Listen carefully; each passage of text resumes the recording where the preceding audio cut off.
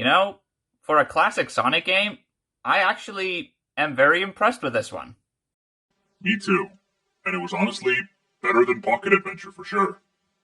I agree. I mean, sure, this game does have some similar graphics as Pocket Adventure, but I think this one has more challenges, and the boss battles are different each level. I mean, it's against the same character, of course, being Dr. Eggman, but he uses, like, different machines and all that. It's pretty cool. And I think in this game there can also be two players. However, the problem with that is the screen will only follow player one. And I think you can also play as other characters besides Sonic too. You can play as Tails, and I think Knuckles too.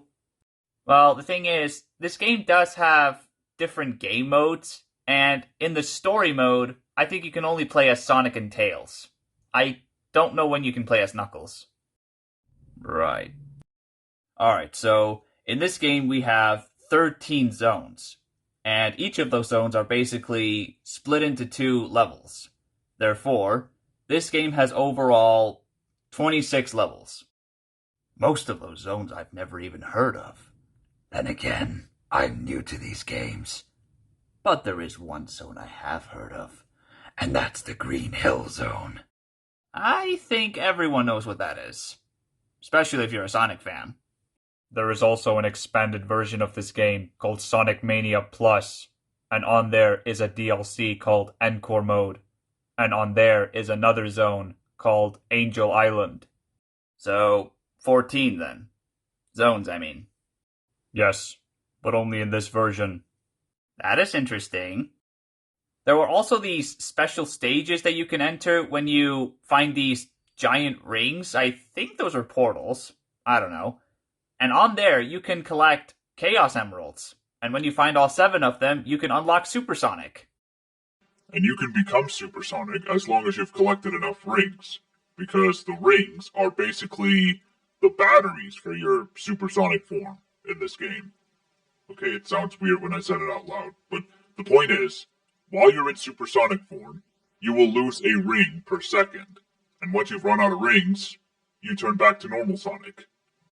Well, that's an interesting detail. What I also like about this game is the gameplay.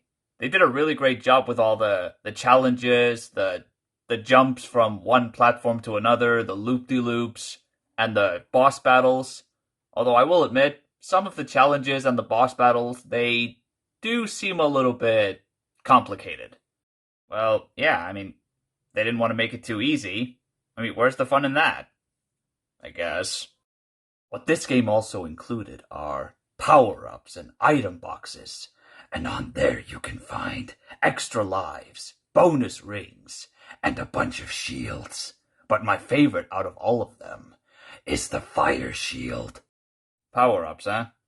So they basically had some similarities to Mario. I guess they really are rivals. Overall, I would say that this was a pretty solid Sonic game, which I would definitely recommend it if you're a big Sonic fan. Only issue I have with it is when it comes to it being two-player, because even when player 2 is also playing, the screen only focuses on player 1. They don't have, like, separate screens for each of the players, which kind of sucks. Yeah, and the gameplay itself may seem a bit complicated, especially in terms of where you're supposed to go. But otherwise, great game. Anyways, I think that'll be it for the review. I'm gonna rate this game an 8 out of 10. And guys, stay tuned for our next review for the PS1 game based on Harry Potter and the Chamber of Secrets. I hope that's better than the one based on Philosopher's Stone.